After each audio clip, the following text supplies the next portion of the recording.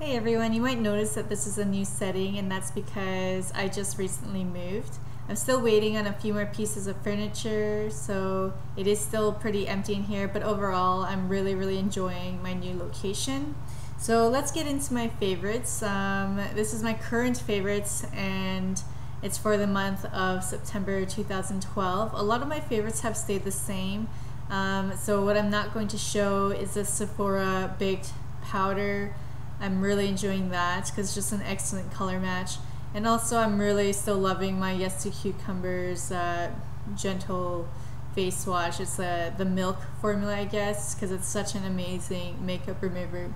But now I'll actually get into some somewhat newer products or less repetitive products.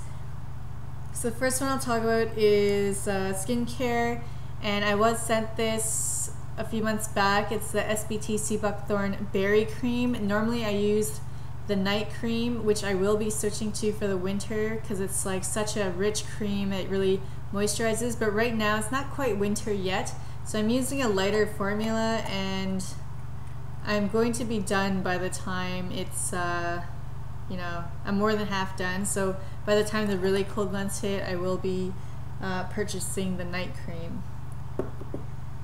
Next is from my soap haul. I got a number of soaps from Pure Simplicity Soaps. It's an art fire shop, and the lady who makes it, Hillary, has her own YouTube channel called Hill's Heaven Scents, I believe, and she has amazing videos on the projects she works on, and so it kind of gets you excited to see what types of soaps will be on sale soon. But I tried a sample of the pumpkin oatmeal one. I wasn't a huge fan, but now I'm actually starting to use this, I think it's vanilla honey, and it just smells really unique. It's not overly powerful, strong, but it just has this interesting smell, and they're just so cute, and the lather is actually really amazing on this, and it doesn't really dry out your skin because she uses all sorts of great butters like shea butter and cocoa butter, I believe. And it's just a really luxurious soap. I really enjoy using this, and I can't wait, you know, when I use them all up. I bought quite a few, but when I do use them up, I'll definitely be repurchasing from her shop. Next, while staying out to amazing smells, is this Andalou Naturals Cookie Cocoa Body Butter. And Andalou Naturals is a Leaping Bunny approved brand. They use fruit stem cell science. But this I basically bought because the ingredient list was just amazing. There's a lot of body butters out there that use petrolatum, which is basically petroleum jelly or Vaseline, which is a very cheap product, and it's actually not good for your skin because it does keep in moisture, but how it does that is it puts a layer over your skin, so it prevents the moisture from evaporating into the atmosphere, but at the same time it's not letting your skin breathe, and it's a petroleum product, so it's not exactly natural, and I don't know, it's like just a cheap filler in my opinion. But there's a lot of high-end brands that use it, like La Mer uses petrolatum in there, or mineral oil or something in their skincare products. But this, I was just really amazed at the ingredients. It's got such great ingredients, all quality and natural, and it's just more in depth than regular body butters. Like if I were to make my own, it would have far less ingredients and probably just wouldn't be as nourishing for the skin. Not that you have to have a lot of ingredients, but every single ingredient on here is actually good for your skin. So I really liked that. So it comes with 8 fluid ounces. I'm not sure how much I paid for it, but it wasn't cheap, but it wasn't expensive at the same time. And it's just a really thick butter, as you can see, just like your typical butter. But what I love is just the feel of it. It's super moisturizing, it's not super greasy, and it just smells like cookies. It smells so amazing, and it's all natural fragrance, so you're not gonna get any weird, you know, perfume oils or anything that's fake. It's all natural smells, and it's just amazing. I love this stuff, and it's gonna be great for my legs when the weather gets colder. So I would definitely check out their other butters. But this one, I'm just obsessed with the smell. Alright, moving on to makeup. So, I've talked about this before. It's the Urban Decay Primer Potion in Eden. It's the skin tone color, not skin tone, but like yellowish color one. It's great as a base because it really neutralizes the eye area. I've got a lot of darkness around my eye, like brownish tones, so it looks weird if I don't cancel it all out with this. But at the same time, the reason why this is in my favorites is because one night I didn't put this on.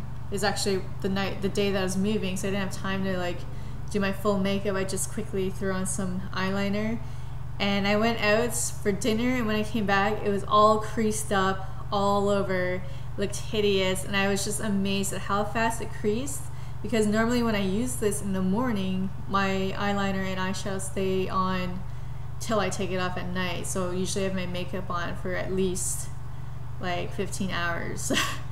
Because I'm not one of those people that take my makeup off as soon as I get home, because, you know, there's times where I have to go out again. So I leave my makeup on until I'm ready for bed, basically. So this is amazing. Can't live without that. Next, again, it's a repeat. It's the Wet n Wild Shadow in Brulee. I love this because I use it pretty much every day as a highlight. I don't like using shimmery colors as a highlight, it just looks tacky or like 80s. I like using something natural, and then if I do use shimmer, it's going to be on the lid area rather than my brow bone. I picked up the Mineral Wear Talc-Free Mineral Airbrushing Pressed Powder. I got it in translucent. It's supposed to be translucent, but I mean it still has a bit of color, but not much. It's the one with waves, and I've picked up several Physicians Formula pressed powders at this point now. I picked up the bamboo one, the other mineral one that's like mosaic, and this one by far is the best. I find that their colors tend to lean quite beige. Obviously I'm yellow toned, so beige doesn't work very well with me. But this one, because it's translucent, it works really well, and it doesn't look cakey, which I really like, and it really does smooth out your complexion, and it sets really well and lasts a fairly long time. It lasts longer than the other mineral one that I have. So I'm pretty impressed with this. I bought it when it was on sale because these can go pretty expensive. So if you get one where it's like half off or at least 30% off, it's really worth it. I really enjoy that. It's not by any means my favorite pressed powder, but because like I'm pretty obsessed with the Sephora one. But this one can look pretty heavy because it does have a lot of coverage. So when I don't want tons of coverage, then I'll go for this. So usually I'm wearing one of these two things for the past while. Next is the Tarte Amazonian Clay 12-Hour Blush in Expose. People go on and on about this. I love it because it's a natural color. Lately I've been wearing very, very natural looking colors for work because I can't really wear, like I wear a uniform for work, and so if you're wearing like bright colors and stuff, it really stands out and you look really like way too made up for work. So I stick to more natural things now, and this one is great because it's so natural looking. And you could also use it somewhat as a bronzer type of effect. So I actually sometimes I'll take this color and just run it along my hairline to just contour it so it's not a stark demarcation between the foundation and my hair, which it can sometimes look like. So I like to run bronzer around, but this thing works well for that too. So it's like a multi-purpose blush, and it's natural, so it's something you can use every day. I remember when I was much paler it didn't work out very well, but right now I still have a little bit of a tan, so I really like that. And it does last a long time. Next is a lipstick from the Balm, and it's called the Balm Girls, and the color itself is My Bills Be Paid. They have the cutest packaging. It's very like comic book looking, vintage looking, not vintage, but you know, like pop art. I really like that. I actually got this from Outlook because I thought it was going to be more of like a peachy color, but in fact it's quite a nude. It's like my lips but better. I'm wearing it right now, and here's the color on my hand. So it's more of a mauve-y nude. It's not gonna work out for somebody who's, well, actually no, I think it would work out on a lot of people. It's not one of those nudes that make you look dead. It has some color which I really like. It's a very natural color, and I love the formula because it's actually thicker. It doesn't feel like slippery in the lips. It really stays on. It's not quite matte, but it's not a satin either. I'd say it's like a demi matte. So it lasts for quite some time, feels nice on the lips, and it also has a minty finish. And again, it's a great everyday color because it's a very nice nude. And the last product I have is another Balm product, and it's the Nude'Tude palette. I'm sure you've heard about this on a lot of people's channels, but this is what it looks like. I got the Naked Ladies one. It's not really that racy, it's pretty toned down. But they've got really cute names. I really love using these three colors here, the two pinkish colors and this yellow one, as like a lid color. And then this is a great matte brown that everyone needs to have in their collection. This is a beautiful taupe. And these are great crease colors. And then you've got the reddish tones, which I think is becoming pretty popular this fall, and really darker colors to really deepen up the crease. So I actually use this. I did buy the Naked palette back in the summer, and I use this more than the Naked one. I just find that the colors are more versatile and suit my skin tone better.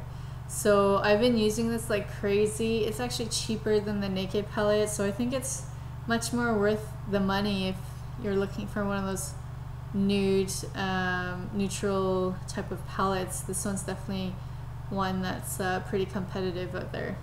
And that is the end of my favorites. I hope you enjoyed that, and I will see you guys next time.